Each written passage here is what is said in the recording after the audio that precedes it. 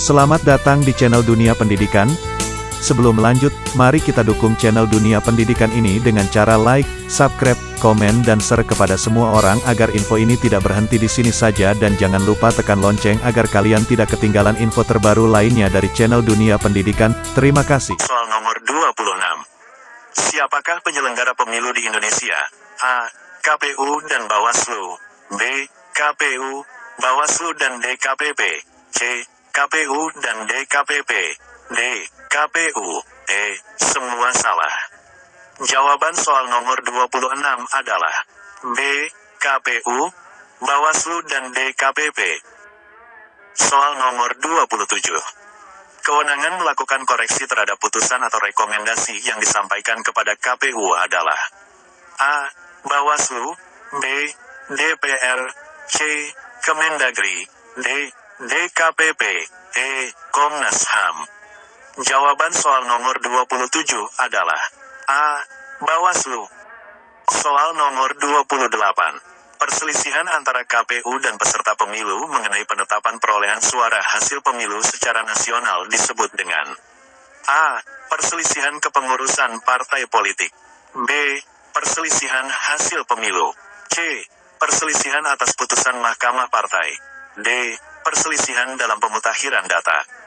E. Perselisihan penetapan daftar pemilih. Jawaban soal nomor 28 adalah B. Perselisihan hasil pemilu. Soal nomor 29. Yang memeriksa, mengadili, dan memutus sengketa tata usaha pemilu adalah A. Majelis Khusus Tata Usaha Negara Pemilu. B. Majelis Khusus Tata Kelola Pemilu. C. Dewan Kehormatan Pengawasan Penyelenggara Pemilu. D. Bawaslu RI. E. Bukan lembaga-lembaga di atas. Jawaban soal nomor 29 adalah A.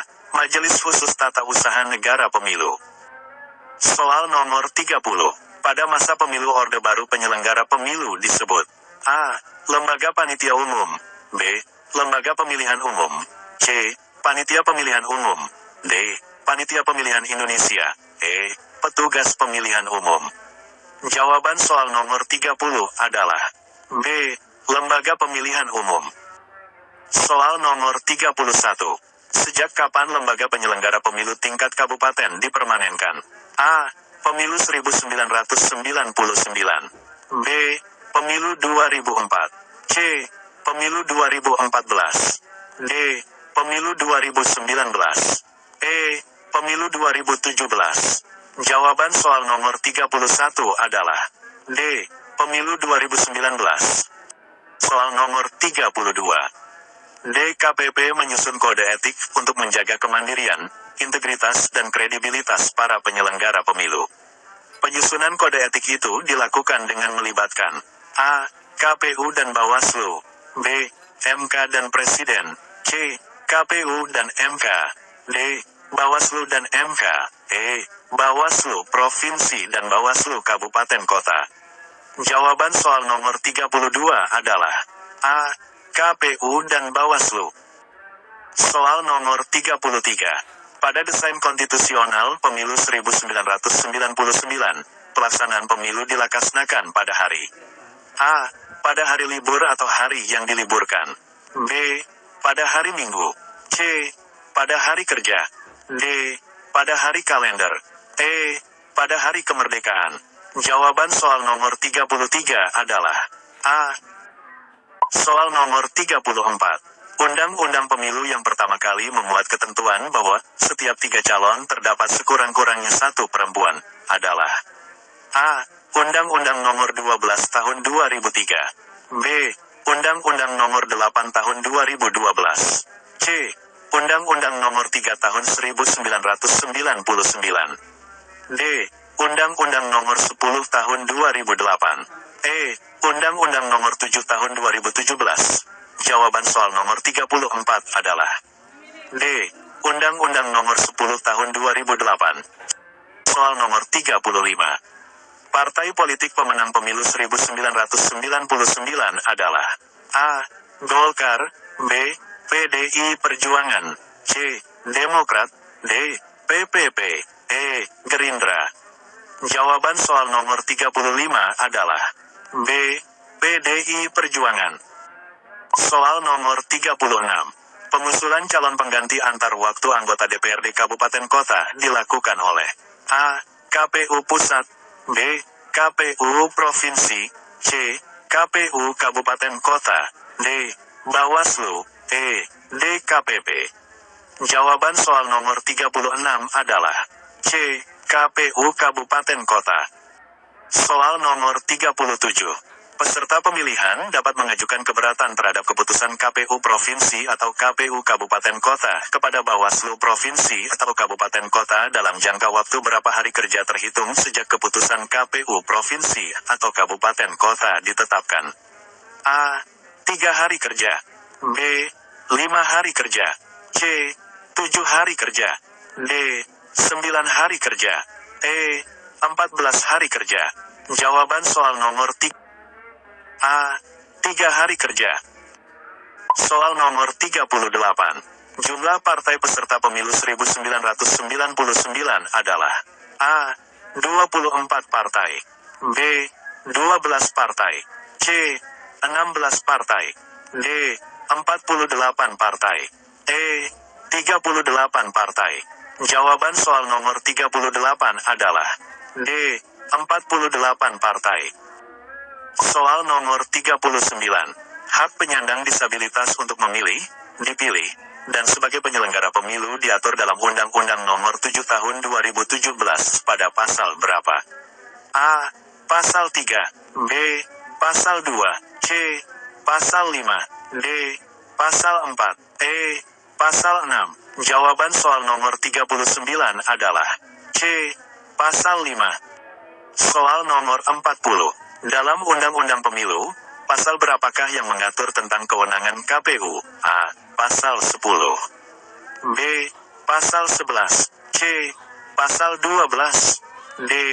Pasal 13, E. Pasal 9. Jawaban soal nomor 40 adalah D. Pasal 13. Soal nomor 41. Asas Pemilu Indonesia sering disebut dengan A. Luber, B. Berintegritas, C. Luber Jurdil, D. Jurdil, E. Jujur. Jawaban soal nomor 41 adalah C. Luber Jurdil. Soal nomor 42. Dalam hal penyelenggaraan seluruh tahapan pemilu, KPU Republik Indonesia memberikan laporan penyelenggaraan pemilu dalam waktu 30 hari setelah pengucapan sumpah janji pejabat kepada A. DPR, Bawaslu, dan Presiden, B. Presiden, C. Bawaslu, D. MPR, E. Presiden dan DPR. Jawaban soal nomor 42 adalah E. Presiden dan DPR. Soal nomor 43. Partai politik yang memiliki badan hukum terdaftar di A. Direktorat Politik Dalam Negeri Kementerian Dalam Negeri, B. Komisi Pemilihan Umum, C. Kementerian Hukum dan HAM, D. Sekretariat Negara, E. Mahkamah Konstitusi. Jawaban soal nomor 43 adalah C. Kementerian Hukum dan HAM. Soal nomor 44. Sesuai peraturan KPU nomor 3 tahun 2022 pemilu akan dijadwalkan secara serentak pada A. Tanggal 13 Februari tahun 2024, B. Tanggal 14 Februari tahun 2024, C. Tanggal 15 Februari tahun 2024, D. Tanggal 16 Februari tahun 2024, E. Tanggal 17 Februari tahun 2024. Jawaban soal nomor 44 adalah B. Tanggal 14 Februari tahun 2024. Soal nomor 45. Asas pemilu diatur dalam Undang-Undang Nomor 7 Tahun 2017 pada pasal berapa? A. Pasal 1, B. Pasal 2, C. Pasal 3, D. Pasal 4, E. Pasal 5. Jawaban soal nomor 45 adalah B. Pasal 2. Soal nomor 46. Berikut salah satu wewenang DKPP. A. Memutus pelanggaran kode etik. B. Memberhentikan penyelenggara yang melanggar. Soal nomor 47. Yang dimaksud dengan perselisihan hasil pemilihan adalah A. Perselisihan mengenai perolehan suara hasil pemilihan. B. Perselisihan antara peserta pemilihan dan KPU mengenai penetapan perolehan suara hasil pemilihan. C. Perselisihan antara peserta pemilih dan peserta pemilihan penetapan perolehan suara hasil pemilihan.